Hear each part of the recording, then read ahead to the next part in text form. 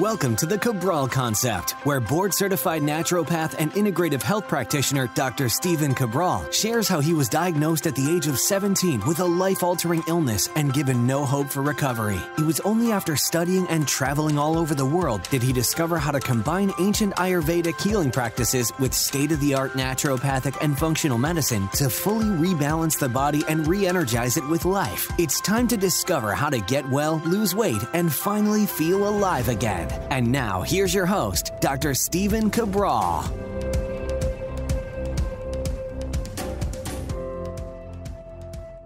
Welcome, everybody. Great to have you here today, tuning into episode 2209 of the Cabral Concept. Excited to go through this show. We've talked a lot about autoimmune diseases of the body, and I'll explain why I'm saying it in two different syllables or two different words in just a moment.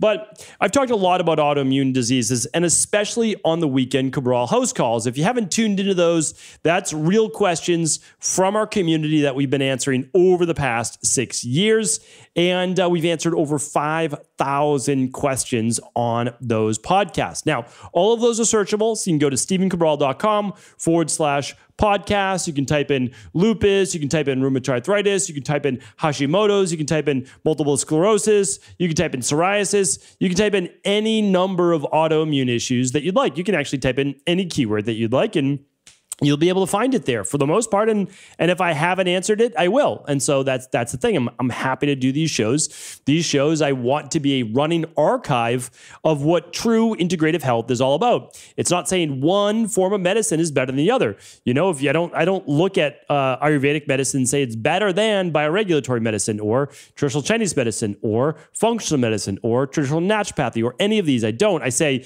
each one of these has its own wisdom. And if we put the actual patient or wellness client before the actual form of medicine that's the only form a person may practice, well, you've got a much better chance of helping someone get well. So if you understand integrative health and you don't say, oh, you don't play one form is better than another, well, again, you're going to be able to help many more people. So that's always the goal of the show. That's what I've learned. I mean, I only learned that by literally traveling around the world and trying to discover the best form of medicine. That was the whole point of my internships, was that I was actually going to work in these clinics and hospitals, and I was going to say, okay, whatever form of medicine works the best to help people get well, that's what I'll practice. And pretty much within 3 or 4 months, I already knew that there wasn't one best form. Now, I still continued with all my internships, of course, and I studied in India multiple times, Sri Lanka, China, Europe, and of course, all over the US.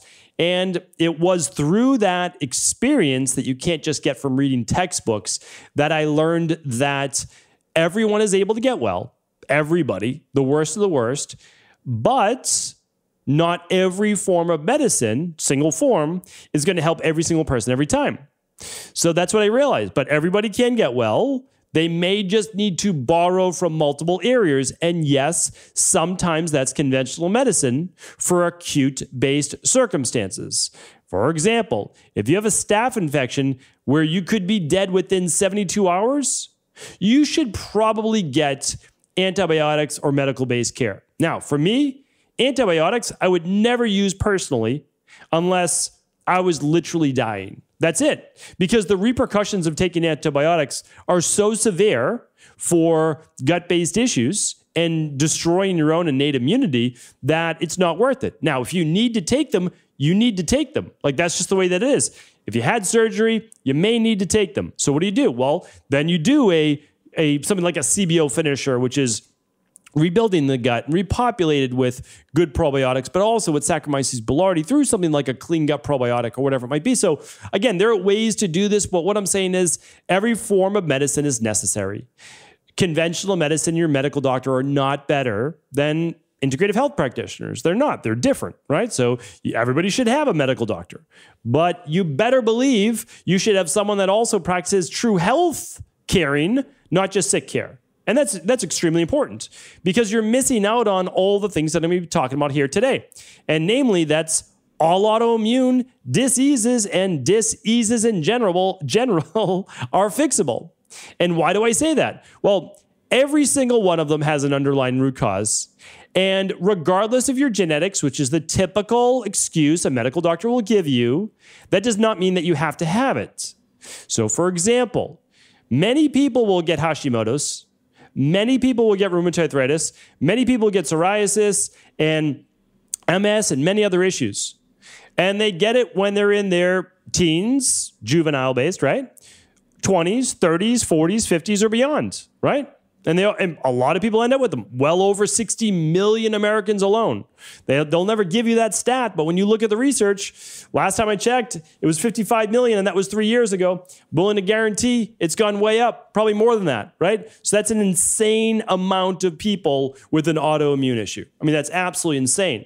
This was not the case 100 years ago. So have people's genetics dramatically changed in 100 years? Of course not. You can't change your genes that quickly in 100 years. You just can't.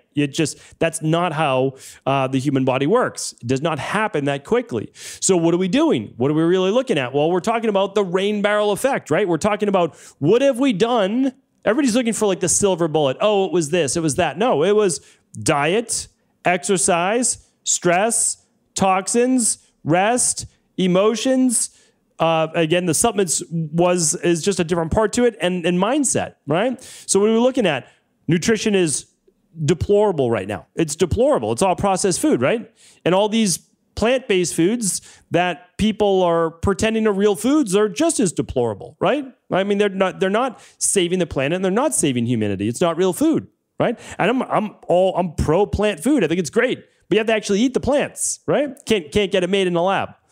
The exercise, we don't move our bodies, right? Stress, we're more stressed than ever because we're locked into a computer screen all day long, right? What about toxins? Well, I wrote The Rain Barrel Effect 3 years ago. There's double the toxins now. There were 77,000 back then, right? There's over 140,000 right now. That's insane. 50% of those we know causes cancer.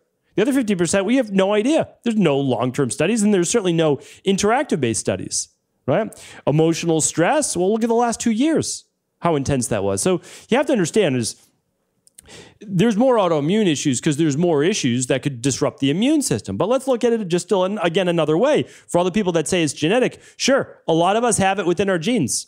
I have rheumatoid arthritis in my genes. Both my parents, rheumatoid arthritis. All four of my grandparents, rheumatoid arthritis.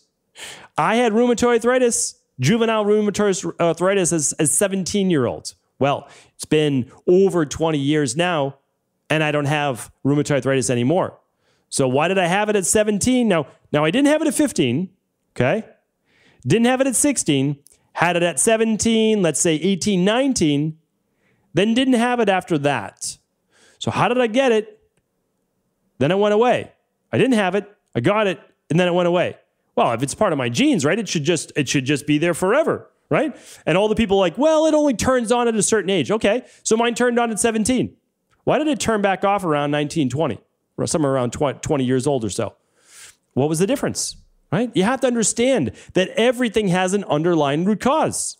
And it's your epigenetics, which is the expression of your genes. Again, people are making too big a deal out of methylation. They're making too big a deal out of COMT. They're making too big a deal out of SOD and all the other genes. They all matter. But you can't pretend like they are the end-all, be-all and that you're going to get something. I've got all those too. My genes, not that all that phenomenal, right? But I'm happy, I'm healthy, I'm pain-free, plenty of energy, right? Like, so you can turn them on and off, but it's based on underlying root causes that work with your body. So we have to understand that. So I wanted to state that there, and now I wanted to share with you why it's not the message that you've been receiving is wrong. And it just continues to get updated by conventional medicine. But please, if you listen to natural health, you know that this has been the case all along. Do not wait. The only thing conventional medicine can do is put you on medication. That's it. And I'm sorry to say that, but that's the truth. But the truth is also this, that around 80% of people, that's what they want. They don't necessarily want to fix their nutrition, their exercise, their stress, their toxin removal, right? Their sleep. They don't necessarily want to do that. They would rather take a medication and go about their life. And that's okay, honestly. Honestly, there's no judgment at all on my part. I'm here to help the people who don't want that. If you don't want that, okay, well then let's work backwards. And again, your conventional medicine doctor is not going to be able to help you with that. Even though there's so many studies. I'm just going to give you one here today. And this is like a breakthrough study. I mean, this is for conventional medicine. This is breakthrough. It literally came out 2 weeks ago. And I just want to share it with you. I mean, it's just unbelievable. So it starts off with just talking about the Mediterranean diet. You may have heard me talk about the Mediterranean once or 100 times, maybe 200 times on the podcast, right? Maybe. People always try to come up with all sorts of different diet plans, and I'll be talking about that more tomorrow. All sorts of different plans. When again, you can have variations of a plan, but there's a reason why plans work. The Mediterranean diet is easy to find and contains nutrients that are known to enhance longevity and has other health benefits as backed by peer-reviewed scientific studies. Broccoli makes the list as it's one of nature's most nutrient-dense foods, with only 30 calories per cup. And it just goes on and talking about how it's anti-inflammatory, hunger curbing, has polyphenols, etc. Again, I did a podcast on it called The Only Anti-Cancer Diet, right? Not on broccoli, but on aspects of an anti-inflammatory diet. And then the article just goes on to say, but also what helps with autoimmune issues, right? Besides an anti-inflammatory plant-based diet. Now, again, you can eat meat. You can eat fish. We're not saying you can't, okay? So a lot of people they get defensive right away because when you talk about their diet and you talk about it in a way that makes it not the end-all be-all, people get defensive of that diet as if it's some type of, dogma that they've been, they have been conditioned to believe that it's the end-all be-all, right? But we have to be careful with that. Keep an open mind. Again, this is about overall health. It's not about my diet can, beat up your diet. That's not what this is about. It shouldn't be about that, hopefully. It's about helping each other and it's about helping yourself. Well, the article and the research goes on to say, taking vitamin D and fish oil supplements may help protect adults from developing autoimmune issues such as rheumatoid arthritis, psoriasis, thyroid disease, and polymyalgia rheumatica, as well as other inflammatory diseases that cause muscle pain and stiffness in the shoulders, hips, et cetera, new study finds. And I'll link up the studies. So I'm happy to do that. For everybody who likes to go deeper, you can head on over to stephencabral.com/2209. Okay, so basically it was people 50 and older taking 2,000 IUs of vitamin D3 for 5 years had a 22% lower rate of confirmed autoimmune issues. Again, this is many other people got benefit, but, again, like, these studies are huge, and they're not taking everybody into account, but they confirmed at least 22%. And this helped with, this was, again, done, Dr. Karen Kostenbatter out of Harvard Medical. She's in the Division of Rheumatology, Inflammation, and Immunity, and works also as the director of lupus, the lupus program at Brigham and Women's Hospital in Boston. I mean, these are obviously top, universities and hospitals. So here, they go on to say, well, the dosage of vitamin D at 2,000 IUs is 2 to 3 times the recommended dosage of vitamin D, which is 600 to 800 IUs a day. Now, again, why am I kind of saying it in a tongue-in-cheek manner? The reason is that we know in natural health that you want your levels not to just be at a 30. You want them to be between a 50 and a 70 on your blood work, right? And the way to do that is actually about 35 IUs per pound of body weight. So most adults actually need around 4,000 IUs, not 2,000. But again, 2,000 is better than nothing, right? Or it's better than 600, that's for sure. Why? Vitamin D is a massive component of regulating the immune system. I mean, it does well over 300 other things, but that's a big component of it. It helps with weight, helps with inflammation, it helps with metabolism, it helps with hormones, right? It's crucial. And when your levels are too low, because again, even during the summertime, people are slathering on sunscreen. So if you're slathering on sunscreen, well, hopefully it does not contain any of the cancer-causing ingredients, which most do. You want to find whether that's natural. Because again, you're trying to prevent cancer by slathering on the sunscreen, yet you're blocking yourself from absorbing vitamin D and you're putting on cancer-causing chemicals. Again, your dermatologist will never tell you this because they're only worried about protecting your skin and not developing melanomas, where we know that the two don't necessarily go hand in hand. You have to have a weakened immune system for that to happen in the first place as well. But again, and you don't want to get a burn. I'm never saying that you should burn your skin. But again, there are natural sunscreens as well, right? They contain zinc, non-nanoparticle oxide. I have recommendations for companies that I will use with my family if we're in the sun for an extended period of time. But for the most part, you want to get a little tan on your skin. And you don't have to get it on your face if you don't want to, if you're worried about the photosensitivity of the skin. But again, vitamin D is very important. So if you're not going to, we can't pretend like we can't get it at all, right? So we have to get it somehow, and supplementation is one way. And then it goes on to say that people have been taking vitamin D for at least 2 years. Prevention from autoimmune issues rose to 39%. I mean, that's remarkable. All they didn't have to eat a better diet. They didn't have to change things. They optimized their vitamin D. That's pretty wild. And that's in the published in the BMJ. I'll link that up. The previous one was from the NIH. Okay. So next up, the study also found a link between taking 1 gram of fish oil, omega-3s, and a reduction in autoimmune issues. And it said, let's see here, versus the placebo, it decreased, along with vitamin D, autoimmune issues by 30%. Just those alone. I mean, it's a pretty remarkable study. Let's see, it's done in over 25,871 men and women. This was a randomized, double-blind, placebo-controlled study, which is what you want, so that the researchers can't sway the results of the study. So what I also want to just be careful with is saying this, though. Okay, so conventional medicine could continue to deny the efficacy of nutritional supplements, but at the same time, don't wait, right? Don't wait, right, for the science, and putting that in air quotes, to continue to catch up from what practitioners and clinicians already know, right? It's not out there for a decade before it's already in use. And I mean, the truth is these things have been done for a long time.